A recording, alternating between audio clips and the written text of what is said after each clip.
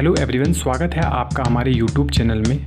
और आज से हम एक नई वीडियो सीरीज़ स्टार्ट करने वाले हैं जो रिलेटेड होगी इलेक्ट्रोकेमिस्ट्री से। और इसमें हम इलेक्ट्रोकेमिस्ट्री के न्यूमेरिकल क्वेश्चंस को सॉल्व करेंगे जो प्रीवियस ईयर एग्ज़ाम से रिलेटेड होंगे, और किस टाइप के क्वेश्चंस हमारे एग्ज़ाम्स में आते हैं और हमें किस ढंग से उन क्वेश्चंस को अप्रोच करना है, राइट। और किस तरीके से फॉर्मूले को यूज़ करके स्टेप बाय स्टेप हमें अपने आंसर तक पहुंचना है। तो चलिए स्टार्ट करते हैं। आज के क्वेश्चन क्या है, देखो बात करते हैं अपने क्वेश्चन की। ए 0.05 molar KOH solution has a resistance of 31.6 ohm in a conductivity cell constant 0.316 centimeter inverse at 298 Kelvin. Calculate the molar conductivity.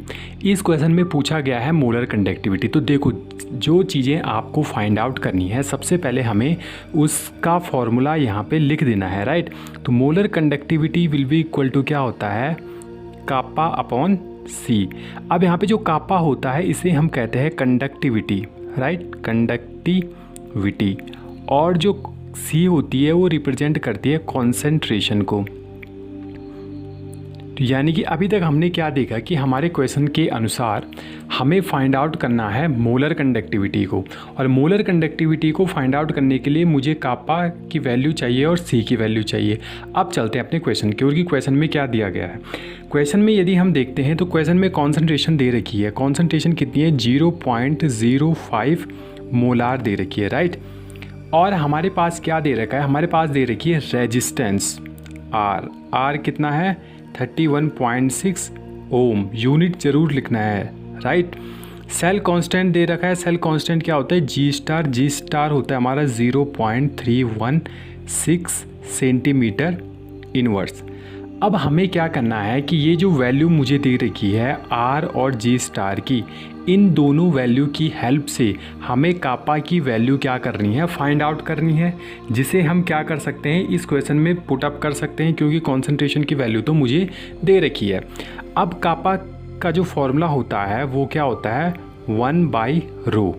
रो क्या होती है मेरी, रेजिस्टिविटी, क्योंकि कंडक्टिविटी रेसिप्रोकल होती है रेजिस्टिविटी के, तो 1 अपॉन क्या आ जाएगा, रो आ जाएगा। बट हमारे क्वेश्चन में हमें रेजिस्टिविटी भी नहीं दे रखी है, तो मुझे फिर से रेजिस्टिविटी का फॉर्मूला देखना पड़ेगा कि रेजिस्टिविटी का फॉर्मूला क्या होता है, राइट। तो देखो, resistance will be equal to होता है रेजिस्टिविटी इनटू सेल कांस्टेंट यानी कि जी स्टार। तो रेजिस्टिविटी क्या हो जाएगा, resistivity will be equal to R divided by G star, right.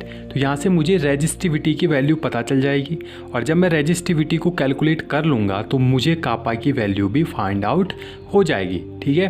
तो हम अब क्या करते हैं, आर को देखते हैं। आर मेरे पास गिवन है, जी स्टार भी गिवन है, राइट। तो आर की वैल्यू कितनी दे रखी है, 31.6 ओम, एंड जी स्टार की वैल्यू दे रखी है 0.316 सेंटीमीटर इनवर्स, राइट। अब इसको यदि हम सॉल्व करें तो मेरा आंसर क्या आएगा, यहाँ पे देखो, अगर मैं यहाँ पे सॉल्व करते हैं, 31.6 है 0.316, यदि मैं डबल जीरो लगाता हूँ पॉइंट को, अब कैंसिल हो जाएगा, 316 1 जा 316 आ जाएगा, डबल जीरो है तो 2 जीरो हम यहाँ पे लगा देंगे, राइट।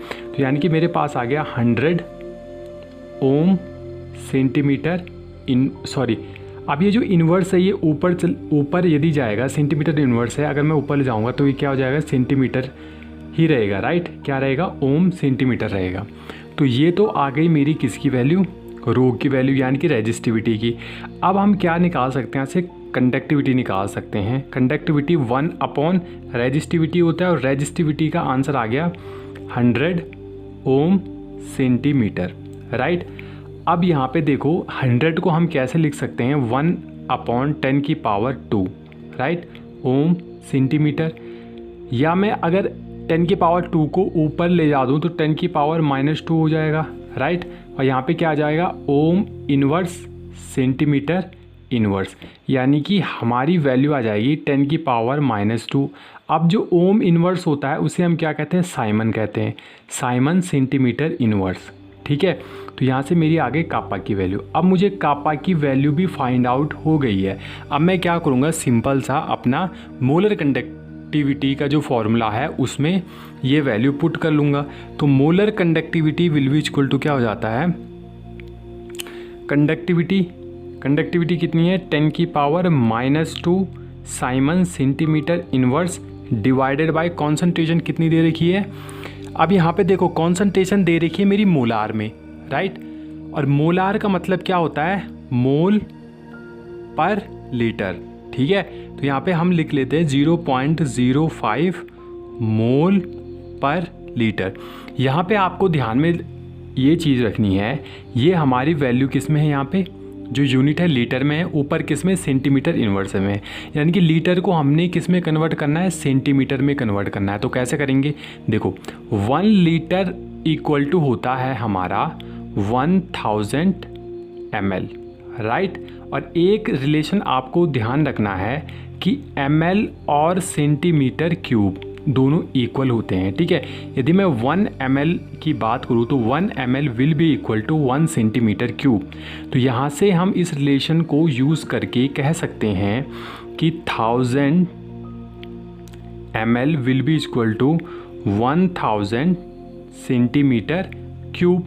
तो इस लीटर के रिप्लेस में मैं 1000 सेंटीमीटर क्यूब को क्या कर सकता हूँ, पुट कर सकता हूँ, राइट।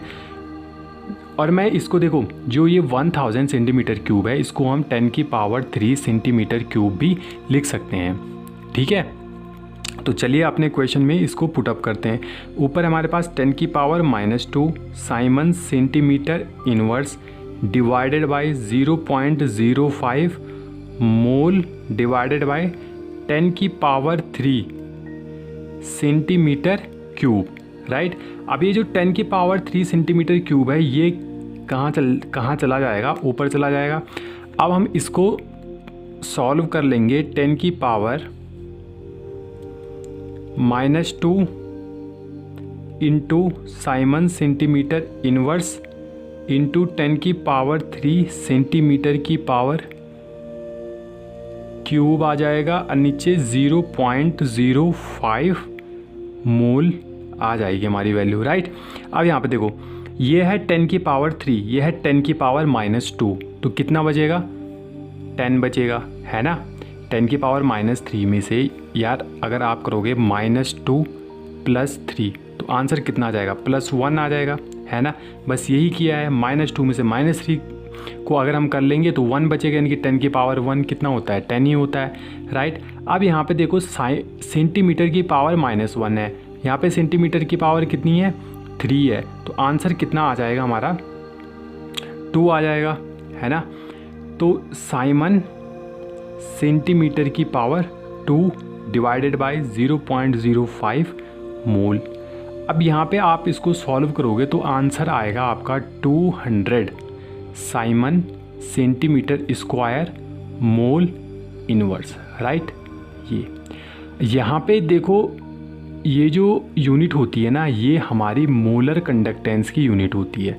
तो इस प्रकार से हम इस क्वेश्चन को सॉल्व करते हैं, राइट। आपको बेसिकली क्या करना है, देखो इलेक्ट्रोकेमिस्ट्री के आपको फॉर्मूले याद होने चाहिए, राइट। कभी कभी क्या होता है कि हमें फॉर्मूले याद होते हैं लेकिन हम उनको अप्लाई नहीं कर पाते हैं। तो सबसे पहले जो आपको पूछा गया है उस फॉर्मूले को लिखना है, उसके बाद हमें ये देखना है कि हमारे क्वेश्चन में हमें क्या क्या गिवन है।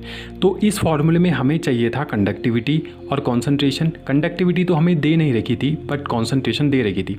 अब कंडक्टिविटी निकालने का फॉर्मूला क्या होता है उसको आप लिख लो, ठीक है। उसमें से कोई वैल्यू दे रखी है वो चेक कर लो।